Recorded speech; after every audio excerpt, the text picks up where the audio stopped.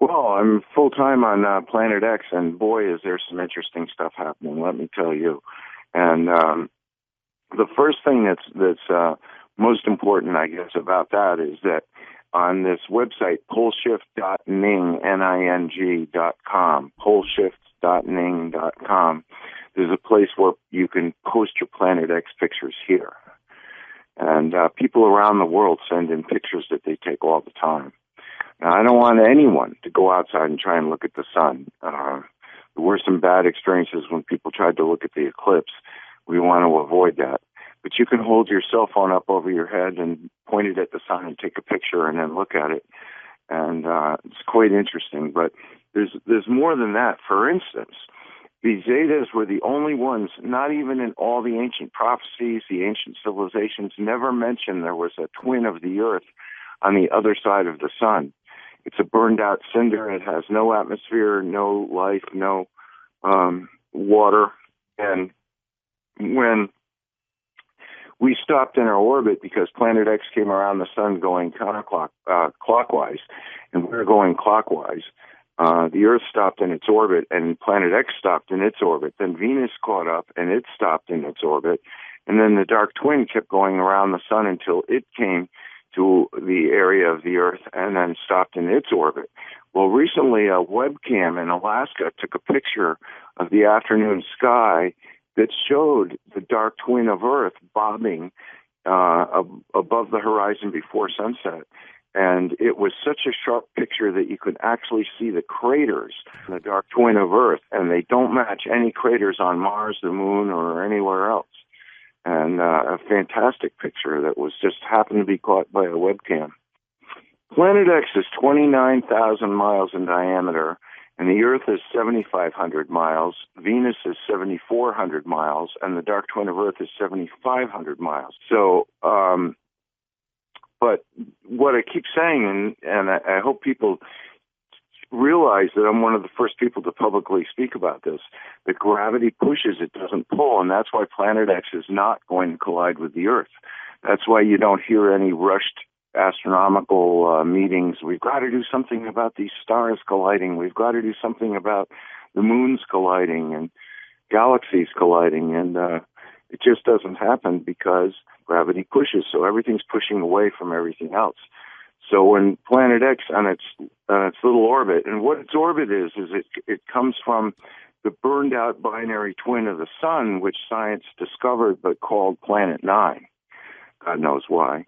We'll never see it because it's a burned out cinder, and it's so far away in the direction of Orion, nobody's ever going to go visit it or look at it. But that's what Planet X does.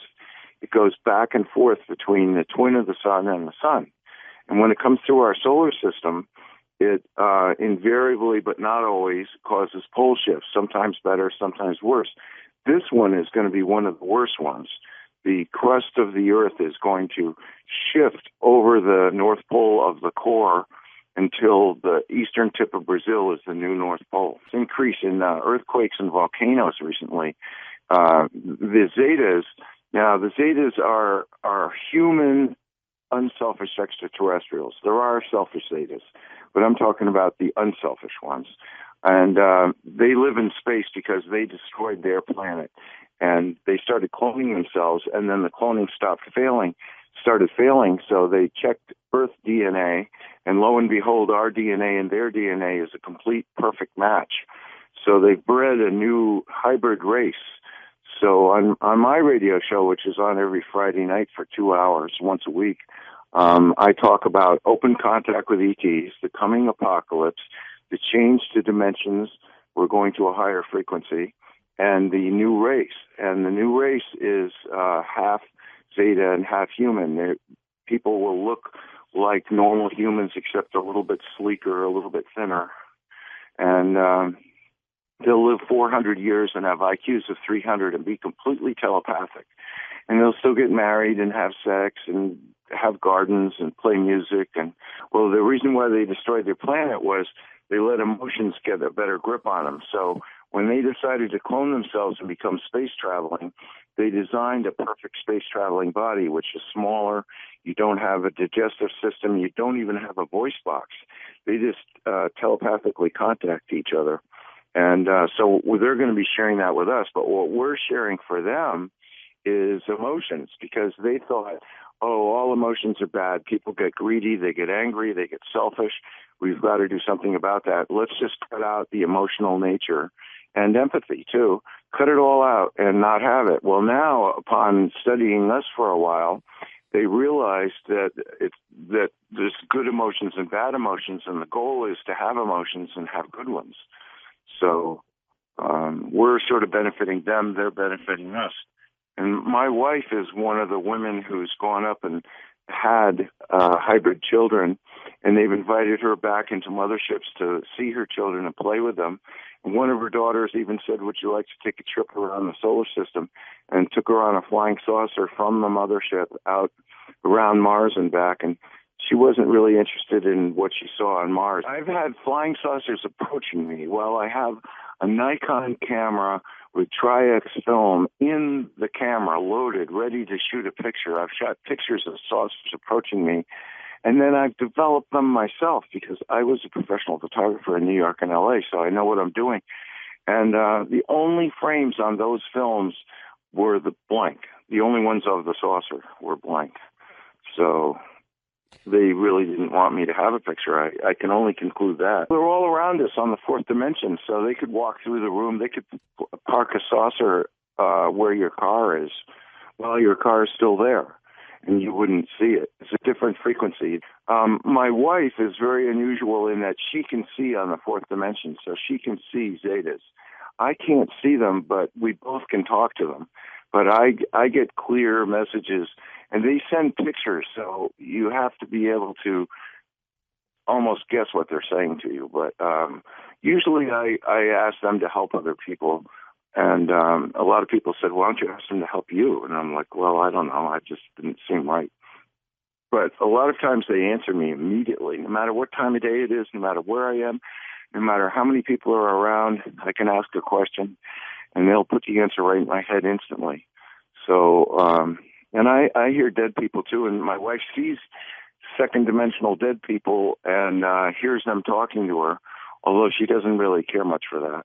And she can see on the fourth dimension, but I can hear dead people talk to me, which I don't really care that much for. These people really don't know anything. If somebody's going to speak to me in my head, let it be an angel or some advanced extraterrestrial, please. You know, I have this natural ability to measure things with my heart. So if somebody says something, it just feels right or it doesn't feel right. People don't think that you can actually materialize your thoughts, but I decided to teach myself telepathy in 1988 to contact unselfish ETs. 1968. So for 20 years, I would go out and look up in the sky and I'd say, I know there's the good, the bad, and the ugly up there, and I don't want to meet the bad or the ugly. Just send me some good ones. And I kind of was hoping for somebody from the Pleiades. But anyway, on December 7th, 1988, about 7 o'clock at night, I was driving towards Bangor, and I got a voice in my head very clear. We're on a ship, or we're coming to take you on board. And just as that was being said in my head, clearly, just like somebody was sitting next to me, a ship zoomed in from, it seemed like outer space going the speed of a meteor, and then it slowed down, and then it was directly above the car. It was a 150-foot disc with a flashing red, white, and blue light at the bottom and the top center, and I go, oh, our national colors. And it had two pontoons squished into the lower side of the disc so it could float on the ocean, it looked like. They were about 30 feet in diameter and about 100 feet long, and they had big railroad train kind of big white headlights at the end of each sausage, I guess you could call it, a pontoon. And so I went on board and I met an ambassador from the Pleiades, and I spent 4 hours talking about the future. And he was dressed in a white robe, and he looked like blonde hair and blue eyes. But the thing was, he could walk down any street in the world and people would think he was from Earth. But anyway, after that, I talked to a psychic who reads the Akashic Record, and she said, you know, you've never had a partner on your wavelength. Why don't you ask the E.T. brothers to help you find one? So I thought, yeah, why not? So I'm 6'2", and I'm half Scottish and half Sicilian. And I thought, I know exactly what I want. I want a girl who's half Scottish, half Scandinavian, red hair, blue eyes, 6 feet tall, psychic, sees UFOs, loves out. Especially, well, I thought, as long as I'm asking, why don't I be specific? I don't, somebody asked me, is this girl real? Or do you just dream her up? You think she's there, but she isn't there. And a year later, I went out to lecture on UFOs, and I met her, and she suggested we climb a mountain, and we did. And the next day I was home, and I was thinking, I'm not driving an hour and a half to date this woman. So I went over, I didn't know where she was, and I found her, and I said, you're moving in with me. Now it's 28 years, going on 20. She's 6 feet tall. She's got reddish blonde hair. She's half Scottish, half Swedish, blue eyes, great sense of humor, artistic, sees UFOs. I don't need a break from being with her, and she doesn't need a break from being with me, although sometimes I'm too intense, and she does need a break. But what's happening is that during the day, as the sun rises over the Atlantic, there's a mid-Atlantic ridge, and there's an upwelling of iron in the center of the ridge, and it goes from Iceland to Antarctica.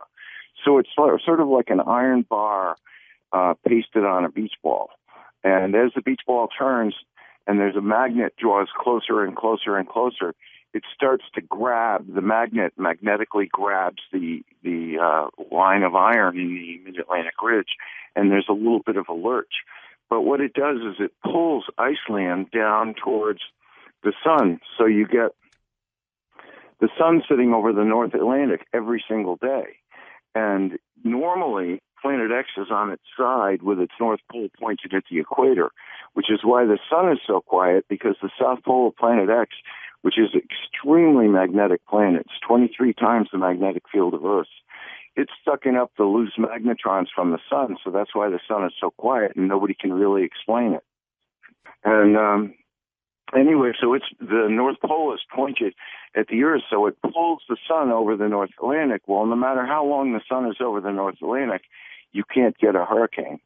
And then as the Earth continues to turn and the sun sets over the Atlantic and is rising over the Pacific, the North Pole of Planet X does what would normally happen, which is push the North Pole of Earth away. So it pushes the North Pole of Earth away, and then the sun sits over the South Pacific, which is why you have one hurricane a year in the Atlantic, and you have 81, they call them typhoons and cyclones, in the Indian Ocean and the Pacific.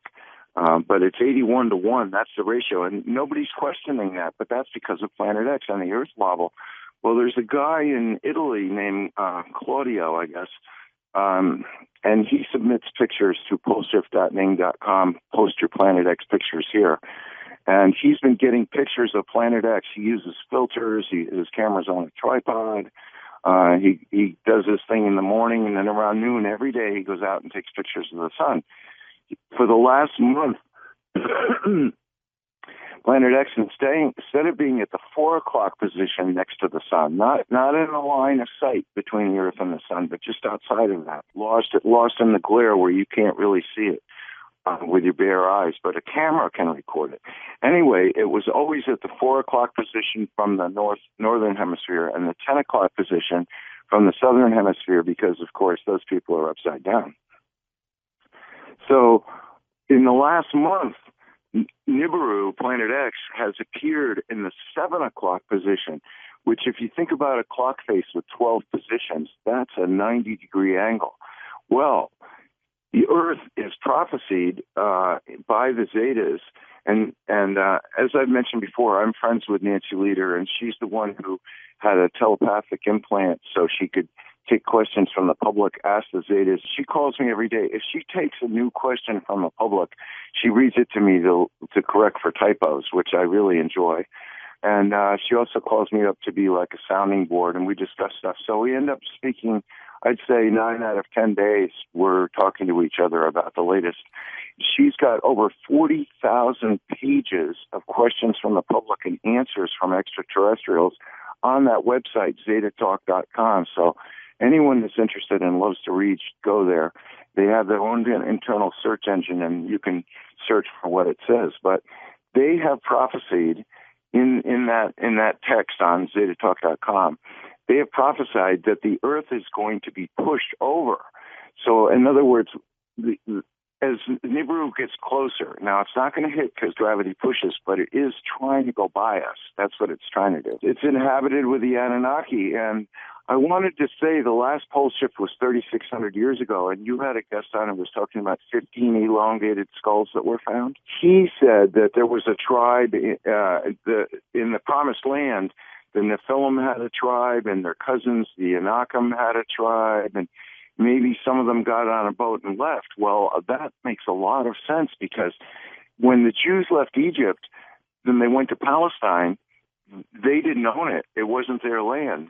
They actually conquered and killed everyone in 3 different cities.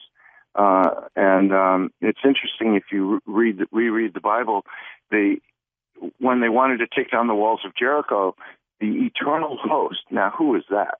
The eternal host said, okay, we'll tell you how to take down the walls of Jericho, but you got to promise us that you'll give us every single piece of silver and gold that's in the city. So they killed men, women, and children, everyone. They took all the silver and gold and they gave it to the eternal host. Well, what kind of eternal host wants all those people killed so they can get the silver and gold? 3,600 years ago, when the Jews went to Palestine, it's possible that some of those giants who were descendants of the Anunnaki said, the hell with this, these Hebrews are pretty violent, we can't live here. And they might have all gotten on a boat and gone, we're in great danger. And what's going to happen is that because Planet X is getting closer and it's pulling on the Mid-Atlantic Ridge iron bar more, it's pulling down. Then as it goes across the United States and into the Pacific and it pushes the North Pole away, it's going further. So these pictures by Claude show a 90-degree wobble. 90 degrees is huge, because if you go past 90 degrees, you're going to go upside down. And that is, in fact, what the Zetas have prophesied. There will be 6 to 9 days of the Earth upside down. Now, you wouldn't feel it at all, but at night when you go look for the North Star and the Big Dipper and Polaris, you'll find the Southern Cross and Zeta Reticuli. We would be upside down. In other words, if you look at the whole solar system, if you could stand up on a table and reach up and grab the whole solar system and put it down on the table, the North Pole of all the planets points up, including the North Pole of the Sun. And the North Pole of our planet is from the core. It's not from the crust. And the crust floats on the iron core. Even though granite is 200 pounds a cubic foot, it actually floats on molten iron. So the crust can slip, but it's not free to slip yet. But when it gets more force, it will. And the noise of that will be just mind-boggling. But so we may go upside down. Now, that would mean that the sun would rise in the west. Now, the Council of Worlds, which is a group of 1,000 unselfish extraterrestrial races who came here to slant this whole operation for success, this is not just a tribulation. This is a graduation to a higher frequency. So all the good, unselfish, empathetic, and kind people in the world will all be rewarded. The selfish people, the really selfish ones, are going to go to prison planets where everyone is more selfish than they are. And they're going to have to spend maybe 1,000 lifetimes there. And if they show even one act of kindness, if somebody trips and they go to help them from falling, that would be a death sentence. So it would be a cruel world, but it would be the ultimate visualization of what they've always imagined. And then the rest of the people, about 60% of the people, are going to be reborn as sea creatures on watery planets, because if there's one way in which mankind went wrong, it's possessions. And so if people are born as sea creatures and don't have any possessions, then they might progress a lot further towards being kind and empathetic and living by the golden rule. This is already happening. Big stuff is happening. First of all, most people don't realize that the Arctic ice field, which, it seems like it's all iced in, right? It doesn't move. It's been rotating clockwise for centuries. And now all of a sudden, last year, a year ago, it stopped rotating, and then it started rotating the other way, counterclockwise. You can look it up because they can't explain it. That's their problem, I tell everybody that now's the time to make the move to a safe location. I live in a small cabin without plumbing, heated with wood. on the top of a mountain in the middle of the Maine coast that's going to become an island because the new sea level is going to be 700 feet higher. I have 3 boats. Janet and I have worked on commercial fishing boats, and so we love the ocean. And that's why I'm here, is because right now it's 2 miles away. When the pole shift happens, it'll be about 1,000 feet away. And I'm going to go jig for squid at night with a flashlight. I'm going to catch crabs and lobsters. I'm going to eat flounder and bluefish and mackerel. I've been dreaming about this since the 60s when I first found out about Edgar Cayce saying there was going to be pole shift. And that rang true in my heart, and I just kept following it. And I read